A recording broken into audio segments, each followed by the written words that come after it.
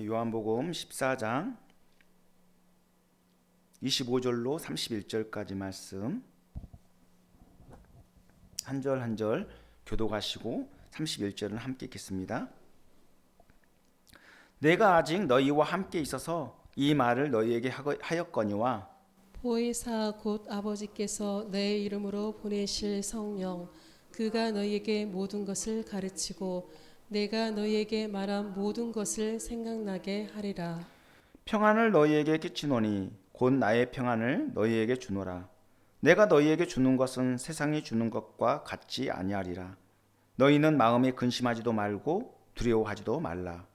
내가 갔다가 너희에게로 온다 하는 말은 너희가 들었나니 나를 사양하였더라면 내가 아버지께로 감을 기뻐하였으리라.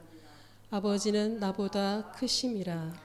이제 일이 일어나기 전에 너희에게 말한 것은 일이 일어날 때에 너희로 믿게 하려 함이라. 이후에는 내가 너희와 말을 많이 하지 아니하리니 이 세상의 임금이 오겠음이라. 그러나 그는 내게 관계할 것이 없으니 다 같이요. 오직 오직 내가 아버지를 사랑한 것과 아버지께서 명하신 대로 행하는 것을 세상이 알게 하려 함이로라. 일어나라 여기를 떠나자 하시니라. 아멘. 저는 오늘 성령의 가르침과 예수님의 평안이라는 제목으로 하나님의 말씀을 전하도록 하겠습니다. 오늘 본문은 예수님께서 십자가 죽음을 앞둔 상태에서 그 마지막 밤에 두려움에 떨고 있는 제자들에게 성령을 보내주시겠다고 약속하신 것과 또 참 평안을 주시겠다고 약속하신 내용이 담겨 있습니다. 예수님께서는 이제 육신으로는 제자들 곁을 떠나게 됩니다. 그러나 보혜사 성령을 보내셔서 세상 끝날까지 제자들과 함께 하실 것을 약속하셨습니다. 또한 앞으로 제자들에게 그들이 당할 여러 가지 어려움, 고난, 또 핍박, 또 미래에 대한 두려움, 불안, 유혹 속에서도 세상이 줄 수 없는 평안으로 지키시고 도우시겠다고 그렇게 위로를 주셨습니다. 우리는 오늘 말씀을 통해서 세 가지 중요한 진리를 발견할 수 있는데요. 그것은 첫째로 보혜사 성령께서 우리에게 말씀을 가르치시고 생각나게 하신다는 겁니다. 그리고 둘째로 예수님께서 세상에 줄 수 없는 평안을 주신다는 것입니다. 그리고 셋째로 예수님의 떠나심은 하나님의 원대한 구원의 계획 가운데 이루어진 위대한 섭리라는 것입니다. 그러므로 우리는 영적 전쟁터와 같은 이 혼탁한 세상 속에서도 두려움에 사로잡힐 이유가 전혀 없습니다. 어떤 환난의 바람이 불어온다 할지라도 주님께서 우리와 함께 하시며 끝까지 우리를 지키시고 보호하시고 인도하실 것입니다. 예수님께서는 평안을 너희에게 주노니 곧 나의 평안을 너희에게 주노라. 내가 주는 것은 세상이 주는 것과 같지 아니하리라. 너희는 마음에 근심하지도 말고 두려워하지도 말라. 이렇게 말씀하셨습니다. 여기서 예수님께서 말씀하신 평안을 히브리어로 샬롬이라고 하는데 이는 하나님과 바른 관계 속에서 누리는 참된 평안과 온전한 안정감입니다.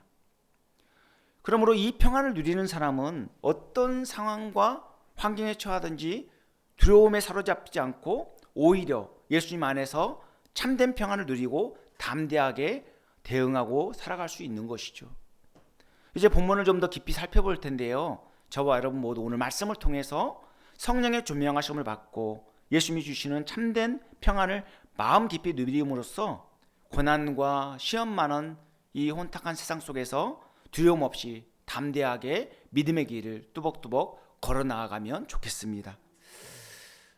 예수님께서 먼저 성령의 사역에 대해서 말씀하셨는데요. 본문 25절 26절에 보면 내가 아직 너희와 함께 있어서 이 말을 너희에게 하였거니와 보혜사 곧 아버지께서 내 이름으로 보내실 성령 그가 너희에게 모든 것을 가르치고 내가 너희에게 말한 모든 것을 생각나게 하리라 이렇게 선포하셨습니다. 이 말씀을 통해 우리는 성령께서 하시는 사역을 크게 두 가지로 정리할 수 있는데요. 그것은 첫째로 성령께서 말씀을 가르치시는 사역을 하신다는 겁니다. 말씀을 가르치시는 사역. 본문에서 말하는 이 모든 것이라는 것은 바로 세상의 모든 지식을 의미하는 것이 아니라 구원과 복음에 관한 진리, 즉 하나님의 뜻과 말씀의 참된 의미를 가리키는 것이죠. 우리가 예수님을 구주로 믿게 된 것도 모두 주님의 은혜이고, 그리고 성령의 조명하심을 통해서 이루어진 역사가 아니겠습니까? 성령께서 복음의 진리를 깨닫게 해주시지 않으면 우리는 복음을 알 길이 없죠. 복음은 인간의 지혜나 세상 지식으로 알 수 없는 하나님의 지혜이고 신비이기 때문에 그렇습니다. 그래서 세상의 기준과 가치관, 인간의 힘과 노력으로 알 수 없고, 오직 성령께서 영적인 눈을 열어주셔야만 복음의 진리를 깨달아 알 수 있는 것이죠. 둘째로 복음의 진리를 생각나게 하시는 사역이 바로 성령의 사역입니다. 우리가 들은 말씀이 언제 어느 때에 생각날지 알 수 없습니다. 또한 우리가 평소 읽고 묵상했던 그 말씀이 언제 떠오르게 될지도 알 수 없죠. 그러나 중요한 사실은 그 말씀이 꼭 필요한 순간에 성령께서 생각나게 하신다는 겁니다. 그래서 그 말씀을 통해서 위기를 극복하게 하고요, 더 용기를 내고 다시 일어나서 믿음으로 달려갈 힘을 얻게 되는 것이죠. 저 역시 과거의 오랜 투병 생활 가운데 꼭 필요한 말씀이 떠올라서 위로를 얻고 위기를 극복한 적이 있습니다. 그때 떠올랐던 말씀이 뭐냐면, 사람이 감당할 시험밖에는 너희가 당한 것이 없나니 오직 하나님은 미쁘사 사람이 감당치 못할 시험당함을 허락하지 아니하시고 또한 시험당할 즈음에 피할 길을 내사 너희로 능히 감당하게 하신다는 고린도전서 10장 13절 말씀입니다. 제가 이 말씀을 정확하게 언제 읽었는지 잘 기억이 나지 않아요. 아마 성경을 읽다가 마음에 꽂혀서, 마음에 와 닿아서 말씀을 여러 번 읽었던 기억이 납니다. 그런데 위기 상황에서 이 말씀이 계속 떠오를 줄 어찌 알았겠습니까? 저는 이 말씀을 통해서 정말 큰 위로를 받았고 마음에 담대함이 생겼습니다. 하나님께서 감당할 시험만 허락하신다. 그리고 그 시험도 능히 감당하게 하신다. 이 말씀이 정말 저에게 위로를 주었어요. 그러니까 마치 이미 승리한 싸움을 싸우고 있는 것 같은 그런 확신을 갖게 되었죠. 다 감당할 수 있을 만큼만 하나님께서 시험을 허락하시고 또 시험을 당할 때 그 시험을 이길 수 있도록 도우시겠다는 메시지 아니겠습니까? 사랑하는 성도 여러분, 하나님의 말씀을 자주 읽고 듣고 묵상하시기 바랍니다. 하나님의 말씀을 우리 영혼의 양식 창고에 가득가득 쌓아 놓으면 성령께서 필요하실 때마다 그 말씀을 생각나게 하셔서 우리 삶 가운데 요긴하게 사용하도록 하실 것입니다. 우리 영혼의 양식 창고에 계속해서 시간 나는 대로 틈틈이 말씀을 쌓아 나가야 돼요. 특히 삶의 중요한 순간마다 꼭 필요한 말씀이 생각나게 하셔서 우리를 위로하시고 더 깊은 신앙으로 인도하시는 것들을 경험하게 될 것입니다. 두 번째로 예수님께서는 참된 평안을 주시겠다고 약속하셨는데요. 본문 27절에 보면 평안을 너희에게 끼치노니 곧 나의 평안을 너희에게 주노라. 내가 너희에게 주는 것은 세상에 주는 것과 같지 아니하리라. 너희는 마음에 근심하지도 말고 두려워하지도 말라. 이렇게 위로하시는 것을 볼 수 있습니다. 평안이라고 번역된 헬라어 에이레네는 전쟁과 반대되는 개념으로서 가장 넓은 의미의 안녕과 온전한 웰빙을 의미합니다. 이 평안은 히브리어로 샬롬이라고 하는데 하나님께서 주시는 것이고 하나님께로부터만 나올 수 있는 겁니다. 그러므로 예수님께서 말씀하신 이 평안은 단순히 마음이 편안한 상태가 아니라 하나님과 화목, 그리고 영육 간의 강건함과 안녕, 그리고 구원의 기쁨과 감격에서 오는 평강, 이 모든 것을 포괄하는 이 온전한 평안을 의미하는 거예요. 특별히 예수님께서는 나의 평안이라고 말씀하셨는데, 이는 예수님께서 아버지 하나님과 완전한 관계 속에서 누리셨던 평안을 의미하는 것이죠. 이 평안이 있었기 때문에 예수님이 수많은 살해 업무 속에서도 담대하게 복음을 전할 수 있으셨고요. 그리고 십자가 죽음까지도 기꺼이 받아들이며 자원적으로 하나님의 뜻에 순종할 수 있었던 것이죠. 예수님께서는 이 평안을 제자들에게도 나눠주시겠다고 약속하셨습니다. 세상이 주는 평안은 일시적이고 그리고 조건적인 불완전한 평안입니다. 그래서 돈이나 명예, 권력, 성공 등 이 평안을 세상은 평안의 조건으로 삼죠. 그러나 이러한 요소는 다 없어질 것들이잖아요. 그죠? 그러면 그것들이 없어질 때 그 평안도 사라질 거 아니겠습니까? 불완전하다는 거죠. 불확실한 것, 불완전한 것에 우리의 시선을 고정하면 그것이 요동칠 때마다 우리도 같이 요동치게 돼 있지만 영원히 변치 않는 하나님의 평안에 우리의 시선을 딱 고정하면 우리는 흔들리지 않죠. 상황과 환경이 흔들리지 않고 어떤 어려움 가운데서도 그 위기를 돌파해 나가고 극복해 나갈 수 있는 것이죠. 그래서 세상이 주는 평안은 환경 좋을 때, 문제가 해결되거나 위험이 사라졌을 때 일시적으로 느끼는 평안일 수밖에 없습니다. 반면에 예수님께서 주시는 평안은 상황과 환경에 상관없이 누리는 완전하고 영원한 평안이죠. 이는 하나님을 신뢰하는 친밀한 관계 속에서 오는 평안이기 때문에 고난 중에도 흔들리지 않는 법입니다. 또한 하나님의 주권 아래에 있는 평안이기 때문에 그 누구도 빼앗아갈 수 없어요. 천사들이나 권세자들이나 세상 주관자들이나 어떠한 피조물이라도 하나님과 우리와 맺은 그 사랑과 평안을 빼앗아갈 수 없는 겁니다. 이 평안을 잘 보여주는 사건이 사사기 6장에 나오는데요. 거기 보면 기드온이 미디안과 전투를 앞두고 하나님께 제단을 쌓는 장면이 나옵니다. 기드온은 그 제단 이름을 여호와 샬롬이라고 불렀어요. 여호와 샬롬은 여호와는 평강이라는 뜻이죠. 당시 이스라엘은 미디안의 압제 아래서 극심한 고통을 받고 있었습니다. 이는 이스라엘이 하나님의 뜻을 거스르고 악을 행했기 때문에 하나님께서 그들을 돌이키실 목적으로 미디안을 통해서 징계를 허락하신 것이죠. 그래서 미디안은 하나님의 허용하심 가운데 무려 7년 동안이나 이스라엘을 괴롭혔습니다. 특히 이스라엘이 추수 때가 되면 미디안 사람들이 메뚜기 떼처럼 몰려와서 곡식을 빼앗고 가축을 약탈하며 큰 피해를 안겨주었죠. 그래서 이스라엘 백성들은 산속이나 굴이나 요새에 숨어서 지내야만 했습니다. 결국 그들의 궁핍함이 극에 달하자 이제 더 이상 견딜 수가 없어서 하나님께 부르짖게 되었죠. 그래서 하나님께 부르짖자 하나님께서는 기드온을 세워서 이스라엘을 구원자로 이렇게 사사로 그렇게 사용하신 것을 볼 수 있습니다. 당시 기드온은 미디안 사람들에게 이 추수한 곡식을 빼앗길까 봐 몰래 포도주 틀에서 밀을 타작하고 있었죠. 그런데 갑자기 여호와의 사자가 나타나더니 큰 용사여 여호와께서 너와 함께 하시도다 라고 알려주었습니다. 그리고 기드온을 이스라엘의 사사로 세워 미디안의 손에서 구원하시겠다고 그렇게 선언하셨습니다. 그러자 기드온은 소심해서 자신의 약함을 호소했어요. 그럼에도 하나님께서는 내가 반드시 너와 함께 하리니 내가 미디안 사람 치기를 한 사람 치듯 하리라 이렇게 하시면서 용기를 심어주셨죠. 그런데도 기드온은 하나님을 온전히 신뢰하지 못하고 하나님의 함께 하심을 믿지 못하고 하나님께 표징을 구했습니다.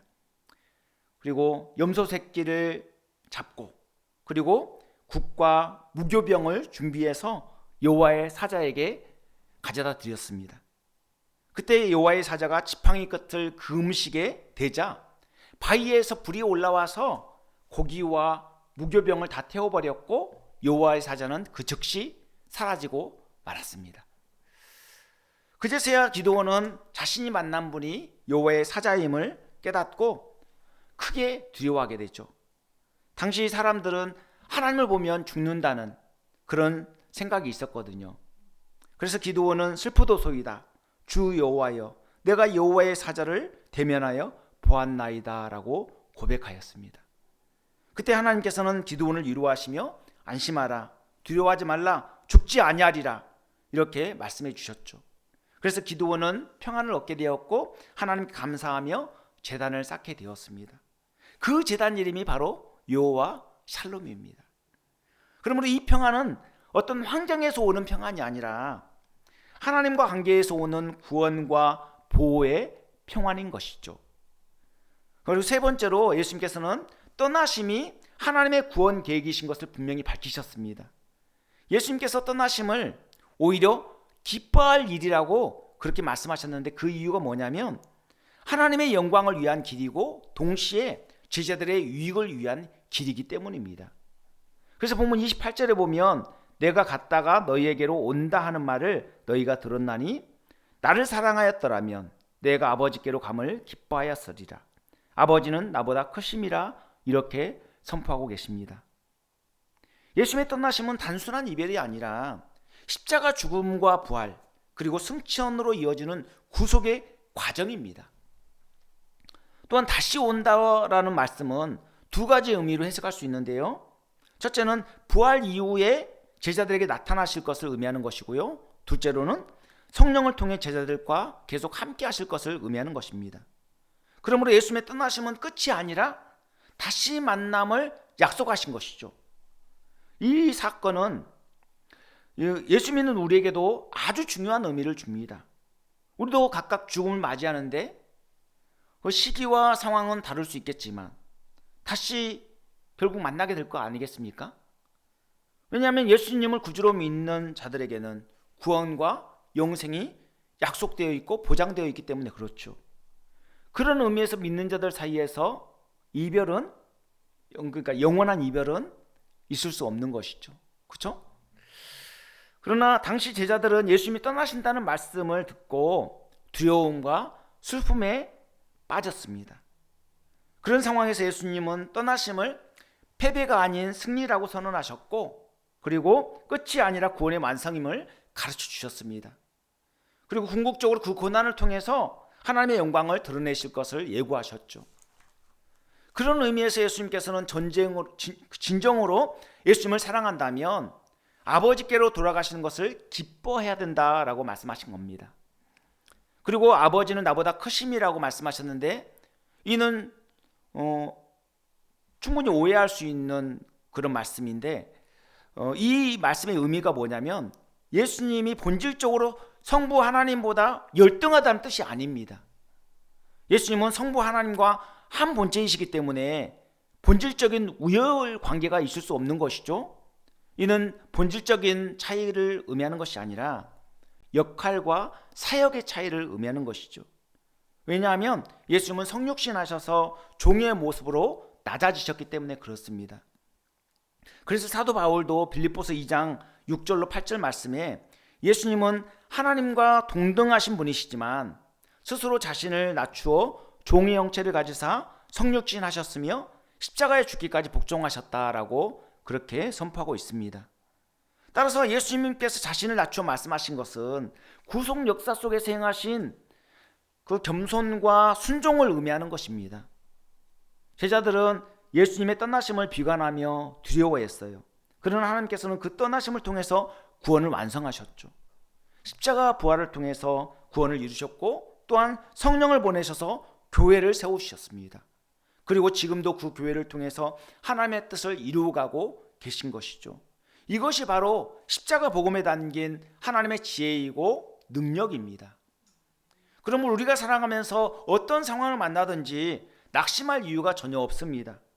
하나님께서는 우리가 이해할 수 없는 상황 속에서도 결국 모든 것을 선으로 바꾸셔서 하나님의 뜻을 이루어 가시기 때문에 그렇죠.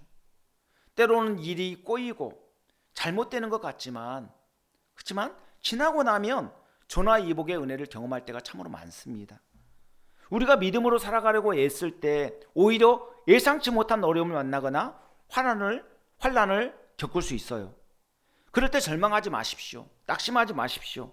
중도에 포기하거나 믿음의 길에서 물러나거나 이탈하지 마십시오. 예수님께서는 세상에서는 너희가 환난을 당하나 담대하라. 내가 세상을 이기었노라. 분명히 이렇게 말씀하셨어요. 신앙생활은 승리자이신 예수님의 발자취를 따라가는 믿음의 길입니다. 십자가 고난의 길을 통과한 후에 영광과 승리가 보장되어 있기 때문에 참으로 복된 길 아니겠습니까?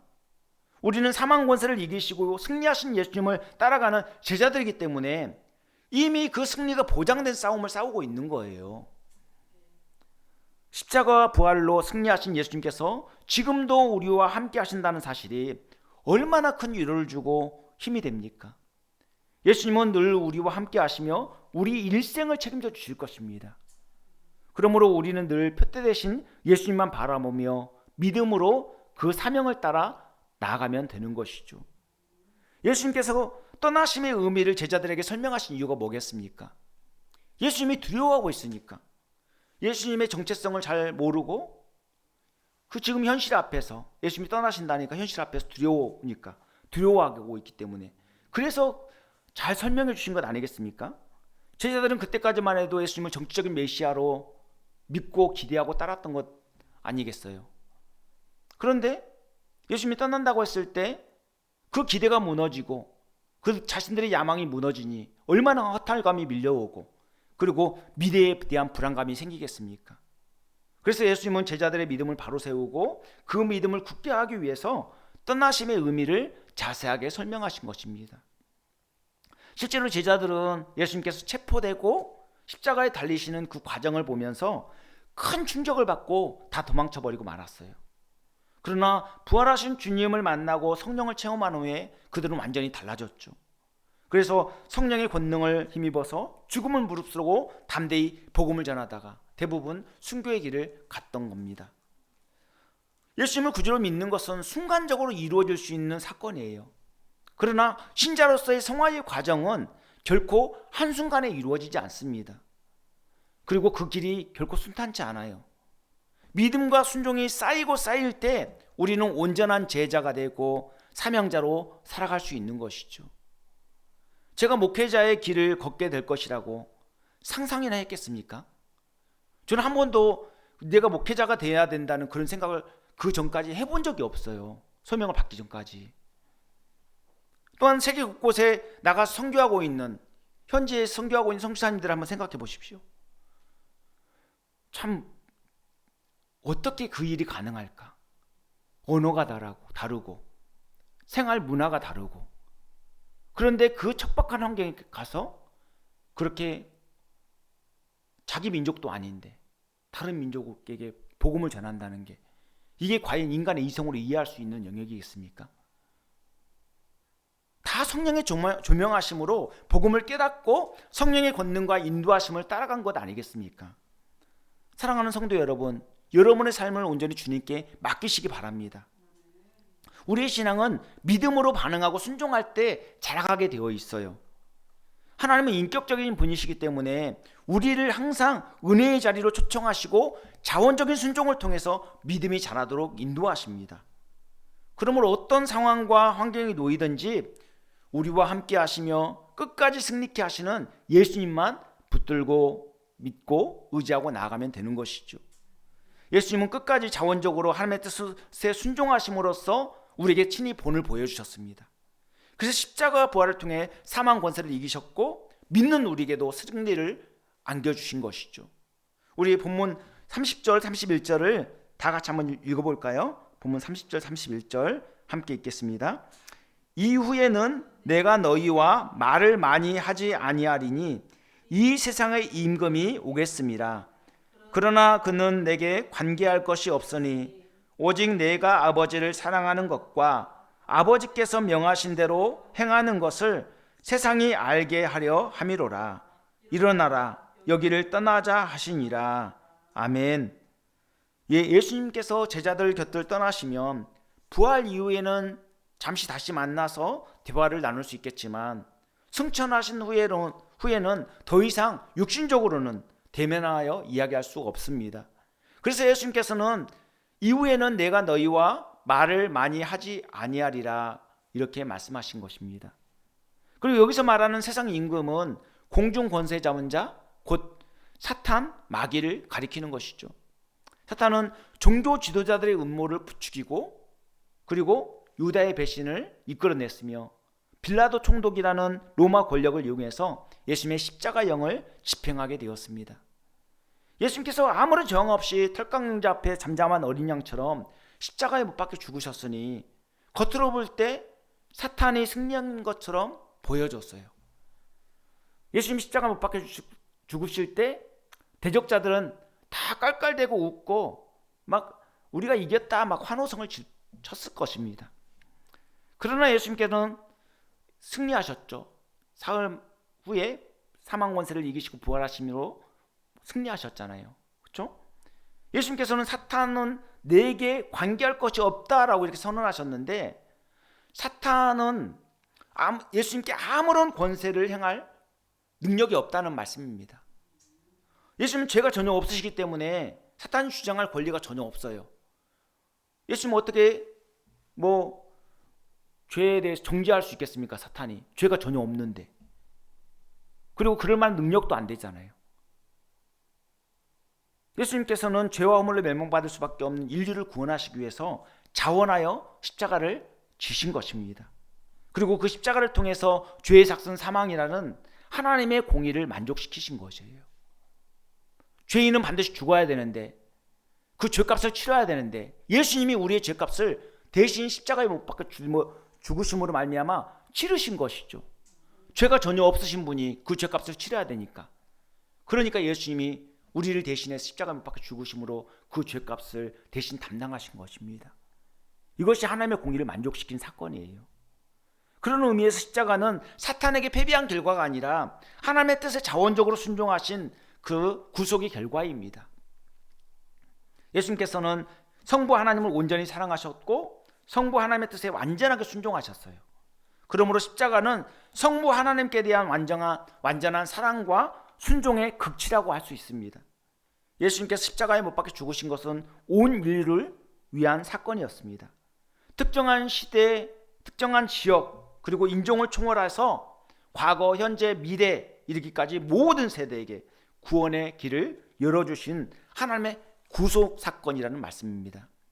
그러므로 십자가는 단순한 한 사람의 죽음이 아니라 죄로 인해 멸망당할 수밖에 없는 인류를 구원하시기 위해서 하나님께서 베푸신 가장 위대한 사랑과 희생의 사건이라는 말씀이죠. 예수님께서는 떠나시기 전에 제자들을 위로하시면서 성령을 보내실 것과 참된 평안을 주실 것을 약속하셨는데요. 그 약속은 십자가 부활, 성령 강림을 통해서 성취된 것 아니겠습니까? 당시에 제자들이 불안하고 두려워한 것처럼 우리도 이 어려운 현실 앞에서 불안해하고 두려워할 수 있어요.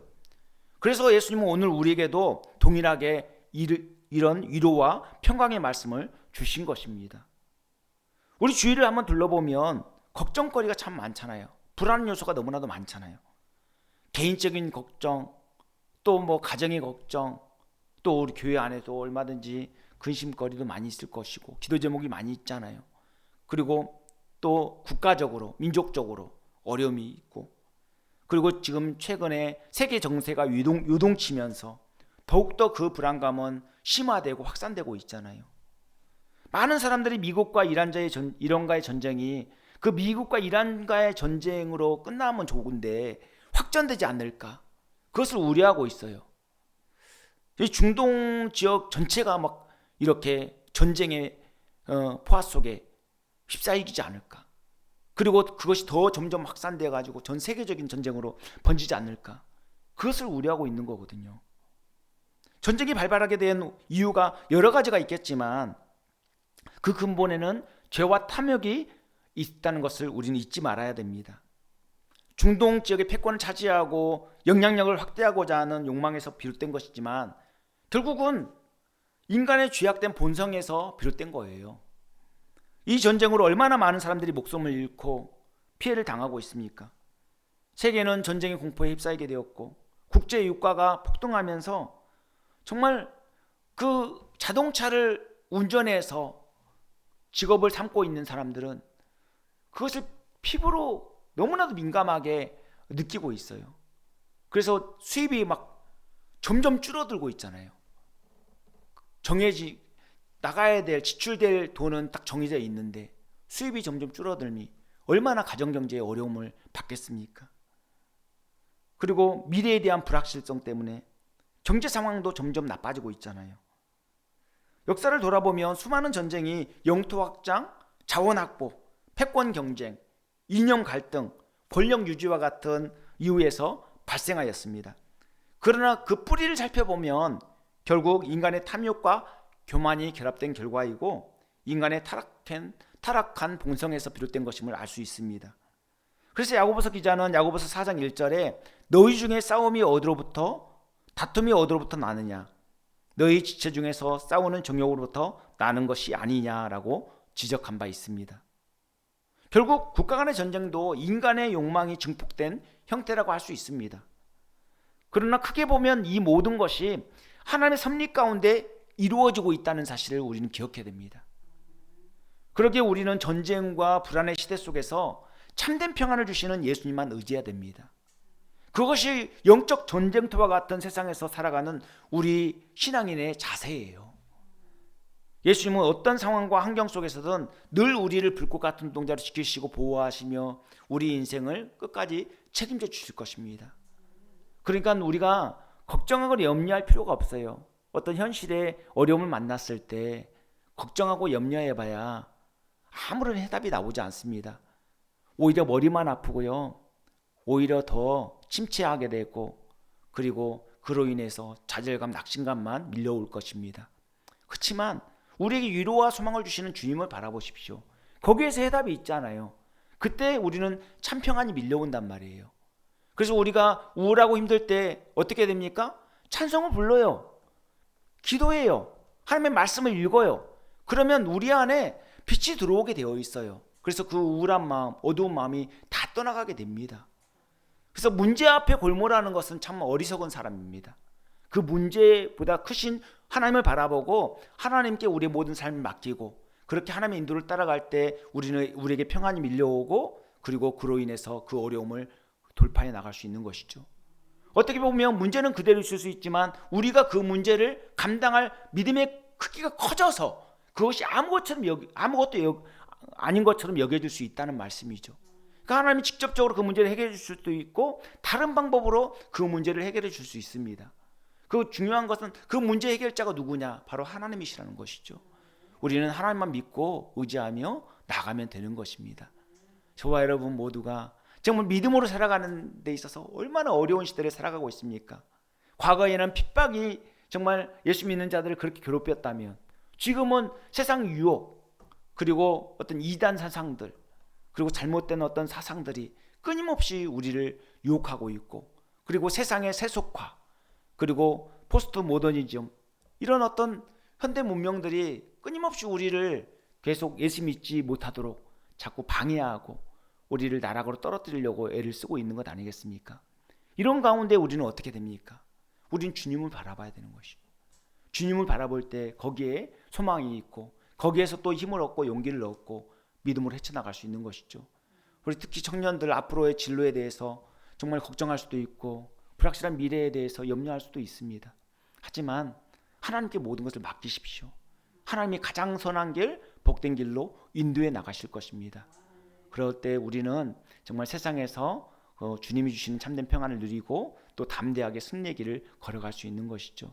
저와 여러분 모두 어떤 어려움에 처하든지 늘 주님 바라보고 주님 의지하고 이겨나가면 좋겠습니다. 기도하겠습니다.